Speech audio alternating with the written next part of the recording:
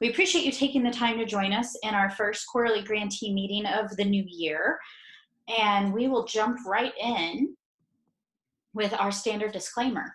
This presentation was produced under U.S. Department of Education contract number ED ESE 15A 0015/0006 with Synergy Enterprises, Inc. The views expressed herein do not necessarily represent the positions or policies of the U.S. Department of Education.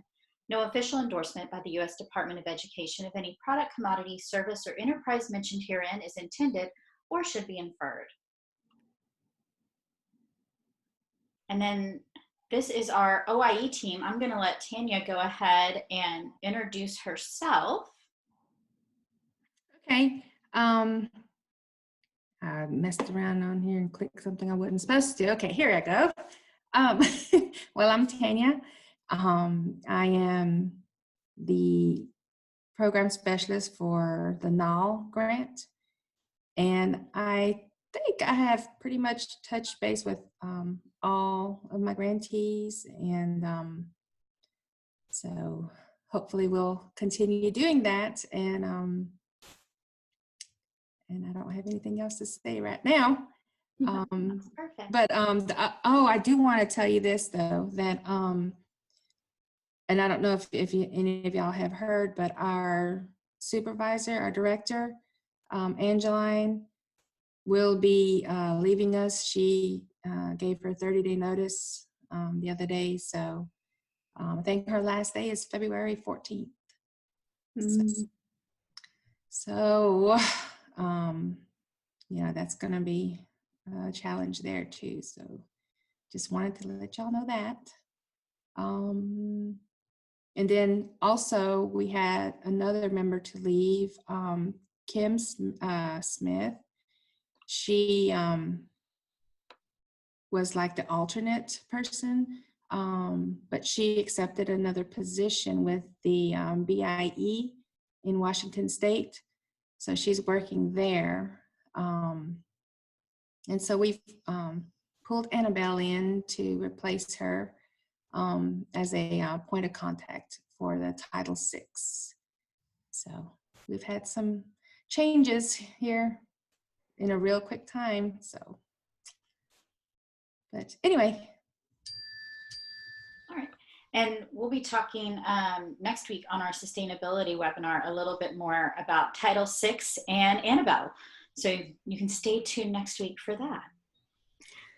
And then I know you're all very familiar with the Synergy Technical Assistance team. There have not been any changes in that group.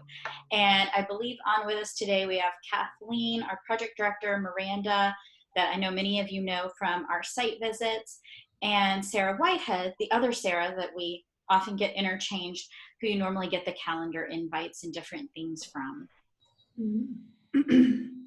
So today we're going to be going over a couple of different things. We're going to be getting a little feedback regarding your fall updates that you submitted the beginning of October and the budget revisions that you submitted primarily the beginning of November. We're going to talk about some APR reminders as we start gently moving into that APR season. Briefly touch upon no-cost extensions and also refer back to the proposed rulemaking that we've talked about a few times throughout the fall. And then finish up with a few tools and resources and reminders for the next couple of months. So with that, I'm going to turn it back over to Tanya to kick us off. Okay. As far as the updates and the budget revisions, I received everybody's budget revisions. Some were a little bit later than others, but for the most part, everybody did turn it in before the end of the year last year. And it was all approved. And I appreciate all of you guys' hard work. I know some of you had to go back maybe a couple of times to revise it. Some of you were new. I know that Lakuta Ray, had some people coming in new. So, just getting used to how we want the information turned into us. I know it was a challenge, but everybody got it done, and I appreciate your hard work. And I also appreciate you using your money like you're supposed to. One thing is, if you have a chance, I would go in maybe every other week and look in the GAN to make sure that your money is being drawn down. Stay in touch with your finance person, because you're really supposed to be drawing money down, every month if you can, but definitely at least once during the quarter. So I would just make sure that that's happening. And like I said, have a good relationship with your finance person to make sure that they are drawing the money down. And then that way you'll stay in good standing, because sometimes, when you think you're spending money, they're not drawing it down, and then that's a negative reflection. So, just stay in touch with your budget person as much as you can.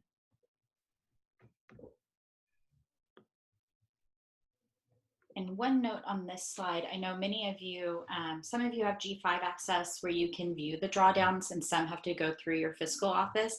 But this is the up-to-date percentage that you are expended as of yesterday.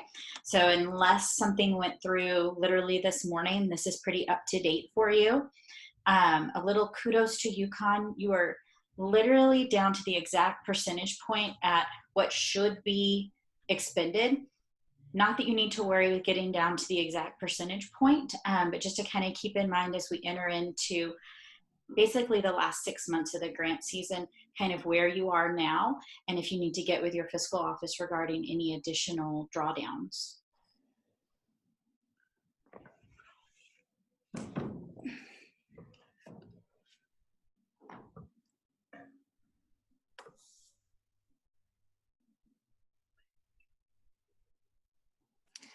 Okay, so and will we get these PowerPoint also in our email?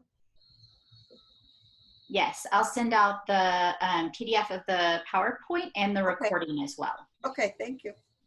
Okay, and so as far as, your budget transfers, just, make sure you consult with us and keep us informed about, any transfers that you are wanting to do. Don't be afraid to ask, whether or not something is allowable or not, because I'd rather you ask instead of getting in trouble for it. So, don't ever think that you can't ask a question. And then just send us your updated budgets if you do transfer anything, so that I can update your file. Because anytime you send me anything regarding your budget, I always like to put it in your G5 file, so that, we always have a tracking of what you're doing. Because I don't want anyone to come back and say, well, so-and-so wasn't doing what they were supposed to. So, that's just to safeguard you and us as well. So, just keep in touch with me. Your annual performance reporting for your year 3 APR, it'll be due Friday, May 15th, 2020. You will report your performance data from the 2018-19 project year, so last year, and the year before. So grantees will submit their cover sheet, the budget, and the executive summary data that reflect the 2019-20 project year. Any questions on that? Okay, so, and then your final performance report is going to be due at the end in December, on December 15th, 2020. This will reflect your performance data for all 3 years. So, you make sure that you, while you're writing your year 3 APR, just know that you're going to be using that as well, and then your current year. So you've got 3 years, 2017 all the way through this year. And you can begin working on that now if you want to, just so that you won't have a lot to do at the end. But you should have 2017-18, 2018-19. Then in December, you'll have your 19-20. And if you see that you're going to be having some money, but you need to have a little bit more time, then we'll talk about that again in May as far as asking for a no-cost extension.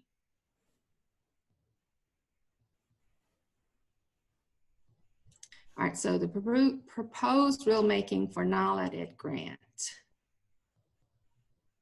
And these are the purposes: to establish a grant program to support schools that use Native American and Alaska Native languages as the primary language of instruction. The second, to maintain, protect, and promote the rights and freedom of Native Americans and Alaska Natives to use, practice, maintain, and revitalize their languages as envisioned in the Native American Language Act. And to support, oh, I can't see that over there, the nation's First Peoples' efforts to maintain and revitalize their languages and cultures, and to improve educational opportunities and student outcomes within Native American and Alaska Native communities. So those are the three purposes of our grant. So for FY 2019, we had 5 non-competing continuation awards for FY 17-18 grantees, which was about $1.6 million. We didn't have any new competitions. The tribal consultation was held April 2019. So for this year, FY 2020, we have the NPP, the Notice of Proposed Priorities, to be published in the Federal Register, which will be coming out soon. After public comment, the department will publish a Notice of Final Priorities. Then a new competition will be anticipated in FY 2020, pending the final rules. And so we're hoping that as of now, things are kind of delayed by a few weeks. So, we're hoping that by maybe the end of February, we should see something.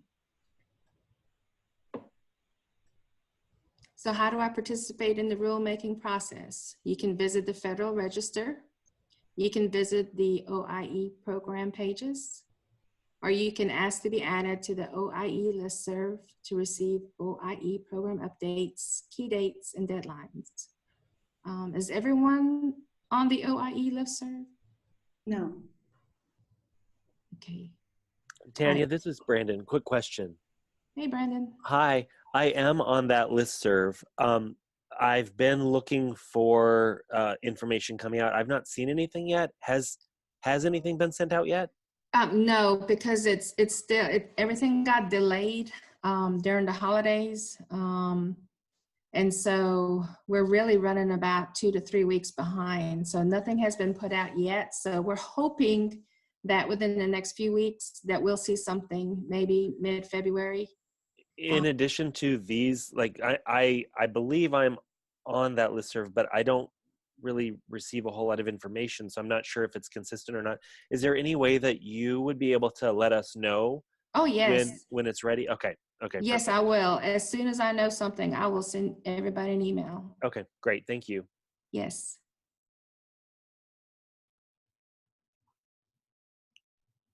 Okay. All right. And then we were also going to just do some quick reminders about some of the technical assistance resources that you have available to you, particularly as we head into this longer spring season. So I know all of you are familiar with the on-site visits. As we're doing those January coaching calls, we're getting those spring on-site visit dates finalized, as well as the monthly coaching calls. Remember that all of the content webinars, whether it's from this year or any of the previous 2 years, those are all archived with links available in the technical assistance database. So that way you have one place you can go and get that and don't have to go back through your emails. Also, the quarterly grantee meetings are located there. So just like today's quarterly grantee meeting is being recorded, if someone from your team can't make it, or if you're just wanting to go back and review something that was covered, those are all recorded as well. And then also the 2 promising program showcases that we did last year. And this year we have 2 more that will be happening. So those will be recorded and placed there as well. And then speaking of the resource database, just kind of a reminder of what's in there. as far as information regarding organizations that work within the field of native language education, native language revitalization, that area, any conferences that might be pertinent to the field, publications that might be of interest and benefit to you or your staff. Also technology, so that might be things that you would use in the administration of your grant or in the delivery of instruction with your students. There's also a section on certifications regarding what certification looks like in every state in the US, and then also links to where you can get more information to that.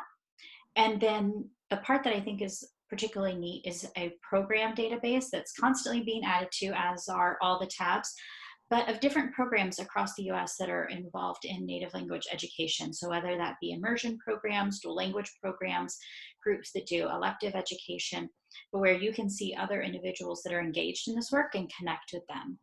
And then the last tab, so if you're looking for those archived webinars, if you're looking for any of the tools that are used in webinars, you're going to go to the very last tab to the right. It's labeled Technical Assistance Resources, and that's where you can find any of those links to the webinars, links to the tools, links to outside resources that were discussed, all in one nifty spot. And then we're also going to be going into the database and talking about some funding resources during next week's sustainability webinar. So you'll want to make sure and check that out too. Remember, the database is by invite only because it's only for NAL-ED grantees at this point. So if there's someone from your team who doesn't have access to that, just shoot me their email and I can get the invite sent out to them typically the same day. We do have two different upcoming events that should already be on your calendar. One is the sustainability webinar that is next Thursday, January 30th. That's going to be at 3:30 Eastern, so 2:30 Central, 1:30 Mountain, 12:30 Pacific, and 11:30 Alaskan. And then we have our APR overview already scheduled. That's going to be in March. So that's going to be Thursday, March 26th, just in time for all of you to dive in and knock out your APRs. And that'll be another one that's at 3:30 Eastern. The calendar invites already went out for those two events. So if you did not receive those, please reach out to myself or Sarah Whitehead and we'll make sure that you get those calendar invites so you have the links and the time marked off on your calendar. And then I'm going to unshare the PowerPoint so we can see each other. And if anyone has any questions about the content that we have covered today or questions for Tanya, please feel free to unmute and ask. Or if you're maybe not on audio right now, you can pop them in the chat box and we'll still cover them.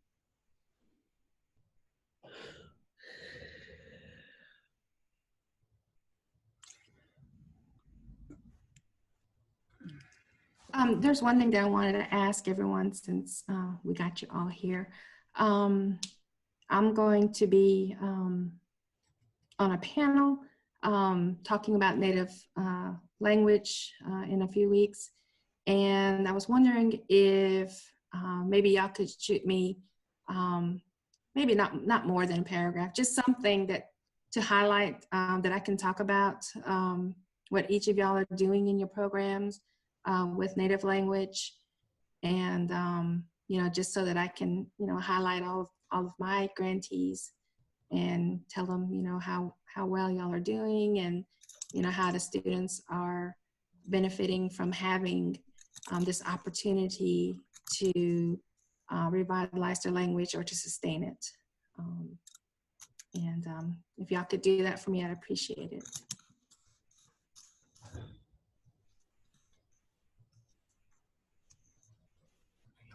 But I know you may be thinking over some questions. So while you're doing that, we do have one little activity that I know you're all very familiar with by now.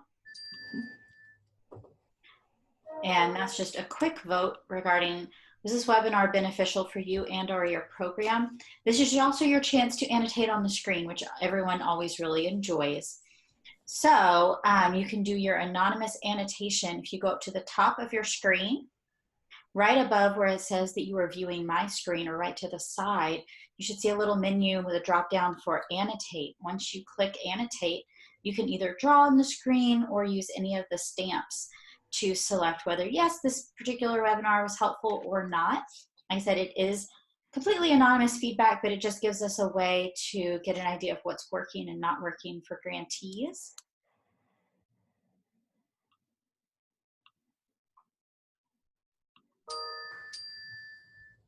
And then the question did come up, Tanya, when would you like them to try to get that paragraph with highlights to you? By next week, let's say Friday of next week would be fine. Perfect. So end of next week.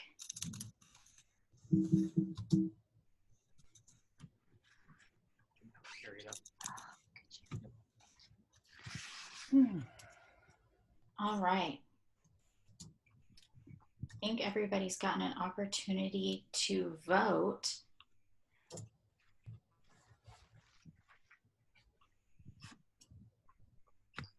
And Susan, are you asking if she can send an email with kind of what she's looking for in that paragraph? I'll wait for her response. All right.